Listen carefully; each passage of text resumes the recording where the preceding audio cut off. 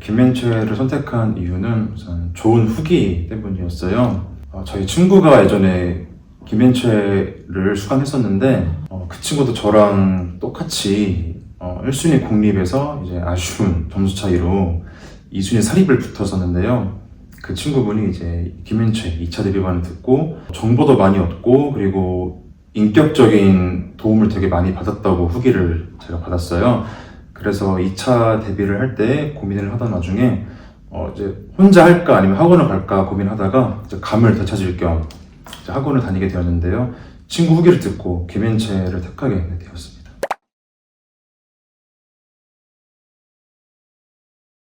물론 저도 처음부터 사립을 준비했던 게 아니었어서 처음엔 되게 막막했어요. 특히 사립은 이제 각 재단마다 2차, 3차 유형이 다 너무 달라서 정보도 없고 또 정보를 수집하는 방법 또한 되게 문제였는데요. 사립 위탁으로 넘어갔다는 소식을 접했을 때 우선 기간제 교사 카페랑 사립 임용 카페에 가입을 했습니다. 그 카페에 가입을 해서 합격 수기를 여러 개를 읽어서 사립 2차에서 수업 시험을 어떻게 했는지 그리고 면접은 어떤 걸 물어봤는지 파악을 우선 했습니다. 그리고 이제 사립 대비반을 또 찾았어야 했는데요. 김현채 선생님 팀에서 사립반을 따로 운영을 해서 다시 등록하게 되었습니다. 우선 저희 재단에서는 수업 실험과 면접에 대한 정보가 아무것도 없어서 교과서로 해야 할지 혹은 수능형 문제로 할지에 대한 정보가 아무것도 없었어요. 심지어 저희 재단은 수업 시연이나 면접 시간도 정해져 있지 않아서 얼만큼의 실연을 준비하고 얼만큼 면접을 준비하는지조차 불투명한 상황이었습니다. 이런 상황에 대비해서 저는 어쩔 수 없이 최대한 다양한 유형을 준비할 수밖에 없었는데요. 우선 최시현 선생님 앞에서 그 학교가 쓰는 교과서 시연도 해보고 또 수능 문제 중에서 어려웠던 문항 그리고 평가원 모의고사에서 어려웠던 문항 위주로 시연을 하고 이제 피드백을 받았습니다. 이때 최시현 선생님께서 저희 수업을 꼼꼼하게 잘 봐주시고 판서 구조와 혹은 자세, 발성, 태도 등등 종합적으로 봐주셔서 이렇게 좋은 결과가 있다고 생각합니다. 그리고 면접 또한 저희 재단 면접 문제가 후기가 거의 없었어요. 그래서 저는 다른 재단에서 활용되었던 문제를 다 수집을 해서 연습을 했는데요. 이때 김수환 선생님께서 저한테 피드백을 구조와 그리고 자세, 표정 등등 다양한 방면으로 디테일하게 피드백을 주셔서 이를 잘 반영을 해서 좋은 결과가 있다고 생각을 합니다. 그리고 준비 방법은 말씀드린 것처럼 재단마다 너무 다르기 때문에 우선 제가 앞서 말씀드린 카페에 가입을 해서 최대한 많은 정보를 물어볼 수 있는 게 좋다고 생각을 하고요. 그리고 저처럼 정보가 불투명할 때는 어쩔 수 없이 물량 공세를 해야 한다고 생각을 해요. 되는 대로 다 연습을 해봐야 되고 최대한 교실 공간 구해서 시연 연습해보고 또 한국말도 섞어서 연습해보는 게 중요하다고 느꼈습니다. 왜냐하면 저희는 공립임용을 준비하다 보니까 영어로만 연습을 하는데 막상 한국어로 시연을 할 때 또 낯선 느낌을 받았어요. 그래서 한국어를 활용을 할 때 어떻게 하면 평가관들이 만족할 수 있을 수업을 할 수 있을지 생각을 하는 것도 중요하다고 생각을 합니다. 그리고 면접 또한 본인이 지원한 학교 근처에 지역을 파악을 하면 좋다고 생각을 했어요. 저는 그 학교 근처에 있는 구립 영어도서관 그 지역을 가지고 있는 특색 제가 지원한 학교 주변에는 탈북민이 많아서 탈북민을 지원하는 복지기관도 있더라고요. 그래서 이것 또한 대비한 답변을 제가 준비해갔습니다. 면접에서 물어보지 않았지만 이렇게 학교에 어떤 기관이 있는지 그리고 그 지역에 또 살고 있는 주민들이 어떤 특색이 있는지에 대해서 파악을 더 상세하게 하면 면접관들에게 좋은 인상을 줄 수 있다고 생각을 했습니다.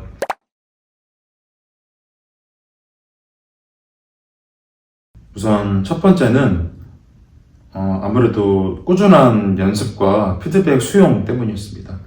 만약에 제가 스터디를 하면서 혼자 공부하거나 혹은 다른 응시생들과 준비를 했다면 전문가의 의견이 반영되지 않아서 저희 답변에 대한 객관화가 부족할 수도 있겠다 싶었어요. 그리고 이러한 객관화를 위해서는 김 선생님이나 최시원 선생님 피드백이 큰 도움이 되었습니다. 그리고 둘째로는 합격 비결로는 제가 복수 전공을 냈습니다. 사립학교에서는 아무래도 공립과 다르게 복수 전공한 사람을 좋아하는 경향이 이제 있더라고요. 실제로 면접에서는 저한테 복수 전공을 이 과목을 하셨는데 이 과목 수업 가능한가요? 라고 바로 질문했었고 저는 이때 망설이지 않고 바로 네 가능합니다 라고 자신 있게 대답했습니다. 그리고 혹시 몰라서 제 이전공에 대한 자기소개라든가 혹은 그 과목을 활용한 수업 모델 또한 생각을 해갔었습니다. 물론 면접에서는 물어보지 않았는데요. 사립이니까 아무래도 이러한 돌발 질문 또한 있을 수 있기 때문에 복수 전공 하신 분이라면 사립에서는 좋은 인상을 줄 것이다. 그러니까 복수 전공에 대한 답변 또한 조금 준비해보자 라는 생각을 하시면 좋다고 생각을 합니다.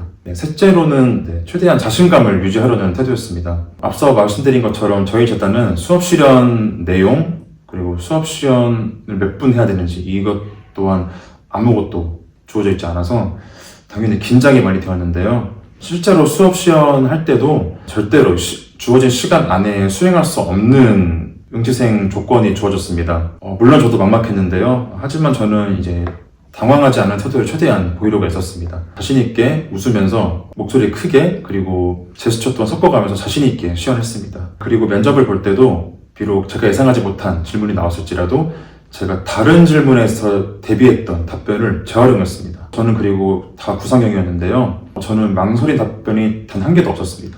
다른 질문에 대비해서 준비했던 답변을 또 이렇게 재활용할 수 있으니까 즉각적인 이제 답변 재구성을 한번 연습하시면 좋겠다고 생각을 했습니다. 그리고 3차에서 또한 되게 압박 면접이었고 저한테 중간에 돌발성 수업 시연을 시키셨습니다. 저에게 수업에 자신 있냐고 이제 질문이 들어왔는데요. 자신 있다고 하니까 갑자기 구상지를 주시더니 저에게 수업을 한번 해보라고 이제 요구가 들어와서 물론 저도 많이 당황했고 또 구상 시간은 5분밖에 주지 않아서 새로 문제를 읽고 구상하느라 너무 당황했었습니다. 하지만 저는 이런 상황에서도 최대한 이제 평정심을 유지하고 최대한 웃으면서 재미있게 수업 시연을 하려고 노력했습니다. 그리고 다행히도 저의 이런 노력이 이제 통했는지 3차에 계신 평가관님께서도 저에게 이 수업 시연은 강의력을 보려고 한 것이다. 표정, 발성, 제스처 또한 다 좋다라는 긍정적인 평가를 받았습니다. 그래서 결론은 어떠한 돌발성 질문 혹은 어떠한 돌발성 요구가 들어오더라도 당황하지 않고 물론 어렵겠지만 당황하지 않고 하는 만큼 자신 있게 웃으면서 하시는 태도가 중요하다고 느끼는 순간이었습니다.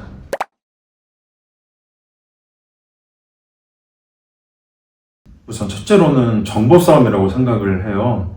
말씀드린 것처럼 후기도 별로 없는 학교가 있을 수 있고 그리고 보통 다 비밀 댓글로 후기를 주고받아서 이제 비밀 댓글 작성자가 아닌 사람들은 후기를 읽기 힘들었습니다. 이를 대비해서는 이제 몇 년도를 거슬러 올라가셔서 합격 수기를 최대한 많이 읽으셔서 어떠한 면접 질문이 있었고 또 어떠한 수업 실험 방식이 있었는지 최대한 정보를 끌어모으는 것이 1차라고 생각을 합니다. 두 번째는 연습량이라고 생각합니다. 아무래도 사립 실험과 면접은 공립식 시험과 면접과 조금 다를 수 있습니다. 공립처럼 뭔가 올바른 교사상 그리고 좀 공립식 스타일보다는 완전히 디테일하게 내가 이런 걸 하겠다, 이러한 수업 모델을 제시하겠다, 이러한 지도를 하겠다, 디테일하게 요구하는 사립도 있었습니다.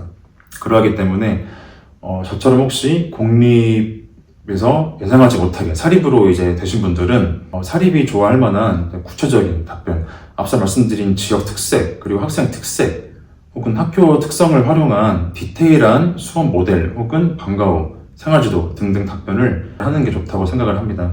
셋째로는 말씀드린 것처럼 자신감이라고 생각합니다.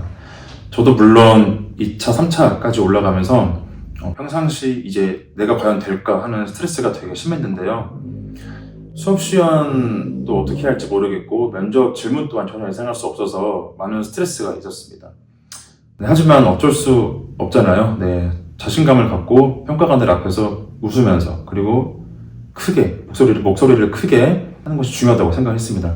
왜냐하면 평가관 입장에서는 여러 명이 들어와서 똑같은 수업, 똑같은 답변을 하고 나가는 것이기 때문에 모두가 클론처럼 느껴질 거라 생각했습니다. 저는 그래서 최대한 자신 있게 웃으면서 그리고 수업 시간에는 도입부부터 조금 색다르게 어떻게 하면 시선을 끌어모을까 생각을 했습니다. 그리고 사립에서는 수업 실현에서 일부 활동만 요구할 수 있습니다. 예를 들면 쓰기 활동, 읽기 활동, 혹은 단어지도 등등 특정 활동만 요구할 수 있어서 이 특정 활동을 시연할 때 어떻게 하면 좀 재미있게 할 수 있을지 생각을 해보는 게 좋다고 느꼈어요.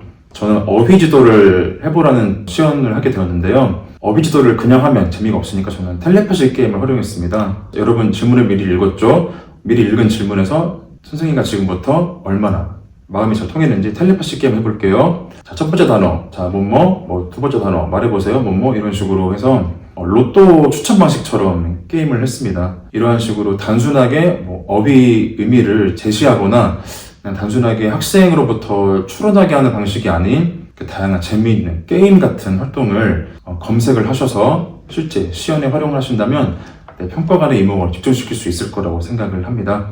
네, 이렇게 3가지 알려드렸고요. 저처럼 처음 준비하시는 분들도 위에 3가지를 잊지 마시고 자신 있게 준비하신다면 좋은 결과를 얻을 거라고 생각을 합니다. 네,